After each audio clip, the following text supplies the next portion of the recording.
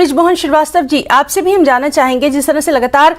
तमामतर पार्टियां इस बात पर मुत्तफिक हैं कि आबादी को लेकर जो भी बात चल रही है वो गलत नहीं है, लेकिन जिस तरह से उसमें सहूलियात से लोगों को महरूम रखने की बात की जा रही है, साथ ही साथ दूसरी तमाम चीज़ें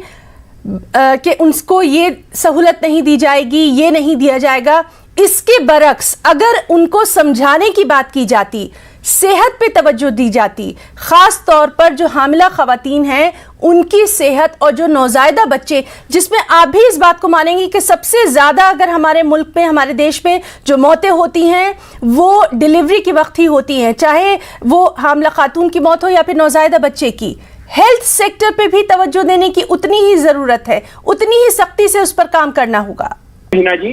कि राष्ट्रवादी कांग्रेस पार्टी और राष्ट्रवादी कांग्रेस पार्टी का नेतृत्व हमेशा इस बात के लिए संवेदनशील रहा है कि हम अपनी जनसंख्या को नियंत्रित करें और साथ ही साथ उनको वो सारी मूलभूत सुविधाएं दें जो उसके स्वास्थ्य के लिए जरूरी है और उसकी शिक्षा के लिए जरूरी है। मैं आपकी इस बात से सहमत हूँ कि खवातीनों को इस मामले में तालीम अगर बेहतर मिलेगी तो वो ज्यादा बेहतर तरीके से जनसंख्या के नियंत्रण पे भी काम कर पाएंगी और अपने बच्चों को वो बेहतर तरीके से एक अच्छा जिम्मेदार नागरिक भी बना पाएंगी। आज सारी चीजों की जरूरत है। अभी